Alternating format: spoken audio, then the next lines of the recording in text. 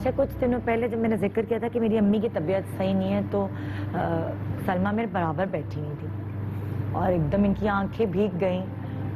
तो उस वक्त मुझे पता चला कि सलमा की अम्मी का इंतकाल हो चुका है। और वो होता है ना जब किसी और की तकलीफ होती है, यानी कि वाजिद की अम्मी की डेथ हुई तो मैं भी क्योंकि इस चीज़ से गुजरी हूँ, अम्मी इतनी बीमार है तो मैंने इतना रोना रोका हुआ था। इसकी अम्मी की अफसोस करने इसके घर गई तो इसकी बातें सुन के मुझे इतना रोना आया कि मैंने फिर गाड़ी में बैठ के इरा से कहा, इरा मैं इतना रो ली हूँ कि बस अब मैं स्ट्रांग हो गई, अब मैं जाऊँगी अपनी बहनों के आगे, अपनी अम्मी के आगे, मैं बहुत स्ट्रांग होगी। बस मैंने सारा कितार्स कर लिया। तो वहाँ मैंने सलमा को भी देखा था कि आपकी अम्मी का इंतकाल कैसे हुआ था? मेरी अम्मी का इंतकाल दिसंबर में हुआ और 22 दिसंबर को ये लास्ट।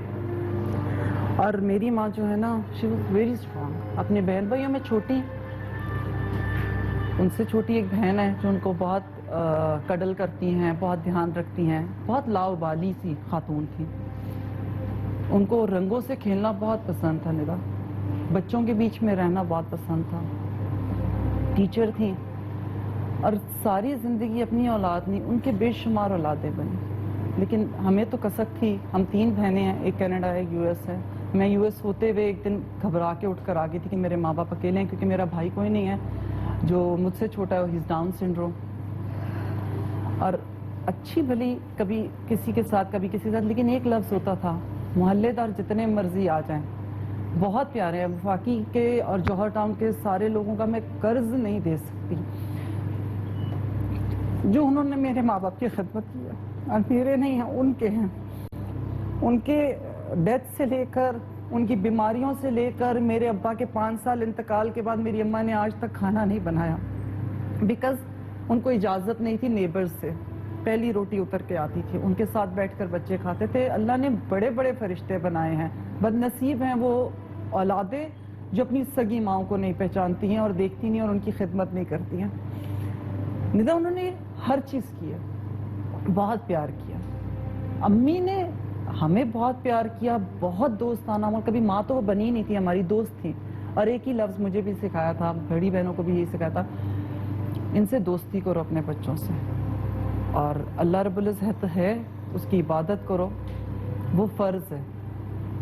जो मकसद है वो प्यार करने का। औरत हो, माँ बनकर सोचा करो सिर्फ। और वो चीज़ इतनी कूट कूट के हमारे अंदर डाल दी, लेकिन हम बहुत बेचैन थी।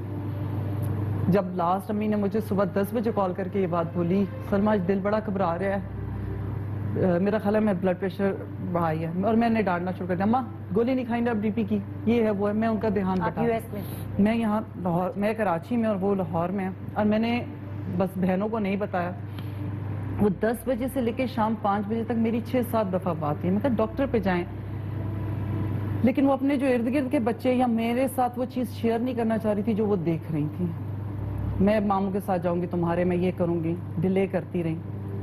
लेकिन 5 बजे निदान ने मुझे फ़ोन किया, मैं भी नदीम को बता रही थी। और बड़ी अजीब सी चीज़ है, ये माँ और बेटी का रिलेशन है, ये मोहब्बत है। मैं अपने घर के बाहर गाड़ी रोकी है और आके तो अम्मी का फ़ोन आया और अम्मी सेड के सलमा मैंने बड़ी सख्त घबराहट हो रही है, मेरा दिल का। और वो यूँ करती होती थी, जब घबराती थी ना तो अपनी शर्ट खींचती थी। आई फील दैट उन्होंने चादर हटाई और यूँ करती हैं और मुझे एकदम झुरझुरी आ गई। मैं कहा अम्मा खैर है? मेरी कहानी मुक गई है सलमा, आ जा ते फैसल नू ले जा। और मेरा जिस्म ऐसे था जैसे किसी ने रूह निकाल दी हो। मैं कहा 1 मिनट अम्मी, अल्लाह खैर करेगा, सब ठीक है, डोंट वरी। आप हॉस्पिटल जाएं, नमाज शमाज पढ़ो ध्यान बटाने के लिए, तो अगर बड़ी मैं सारा कुछ पढ़ लेता। मैं कहा अम्मा आप डॉक्टर पे जाएं, मैं आ रही हूँ, फैसल की फिक्र ना करें, अल्लाह पाक सब आसान रखेगा। और उन्होंने एक ठंडा सा सांस लिया, निदा अच्छा तू आ रही है फिर? मैं कहा अम्मी अगली फ्लाइट पे आ रही हूँ। चल फिर ठीक है, एक काम कर, मेरी खबर आंदी है ना फिर आई, वो तो पहला ना आई, पता नहीं कितना टाइम लगना।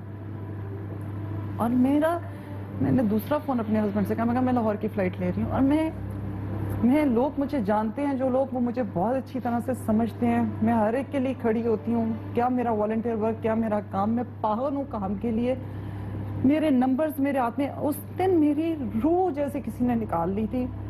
और मैं अपने घर के लाउंज में एक सेटी पे यूं करके बैठी हुई हूँ, और मेरे पास कुछ नहीं था, मेरे पास किसी ट्रैवल एजेंट का नंबर नहीं था, मैं किसी को बता नहीं सकी। वो मेरी बड़ी बेटी आई, उसने मुझे प्यार किया, हम फोन पे फोन। मैं लोगों की प्रॉब्लम ये सॉल्व करती जब टिकट्स नहीं मिलती, और मुझे टिकट्स नहीं मिल रही। वो मेरी दिमाग माँ में ने था। मुझे रिस्ट्रिक्शन लगा दी थी कि मेरी खबर आने से पहले तुम मत आना। 7 बजे सुबह उनका इंतकाल हुआ।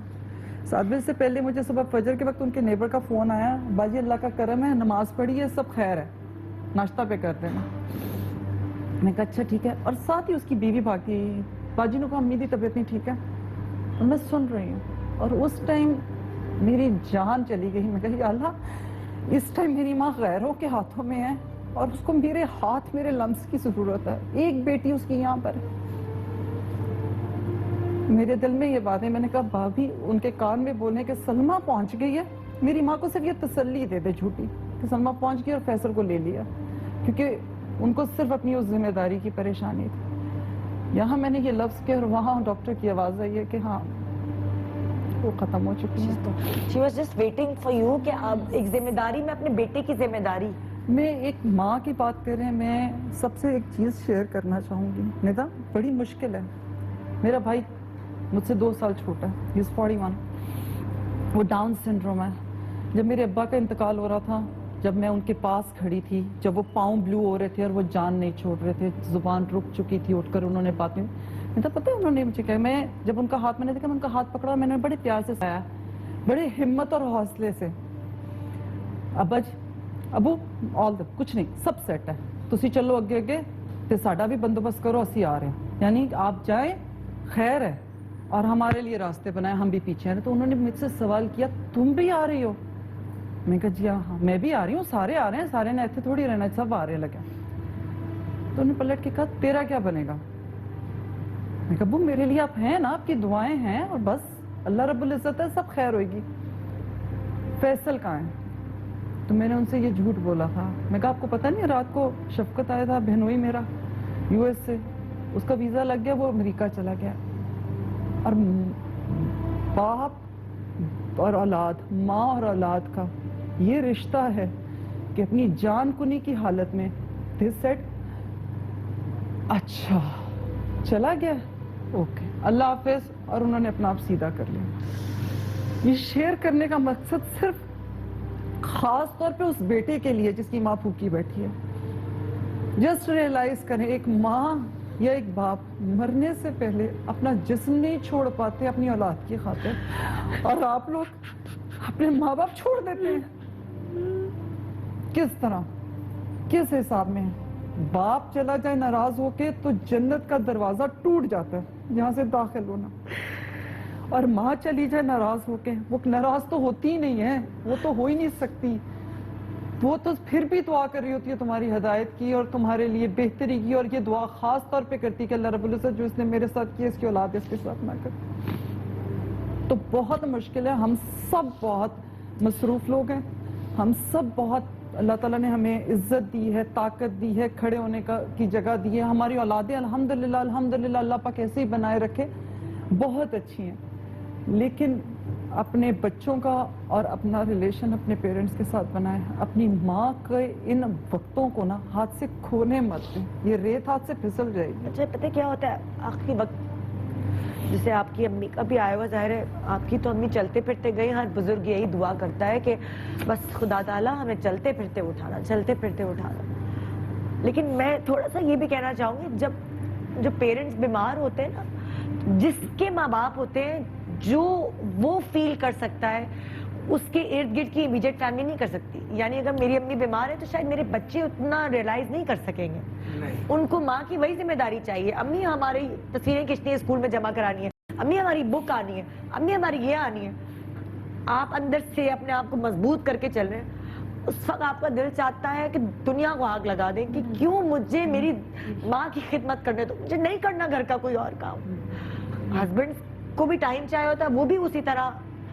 लेकिन मैं, यानी अभी हमारी अम्मी की तबीयत खराब है, तो मैं अपनी बहनों को भी यही समझाती हूँ कि देखो, जो हमारी फीलिंग्स है वो हमसे जुड़े और लोगों की नहीं होंगी, क्योंकि हम औलाद हैं, हम बहन भाई औलाद हैं।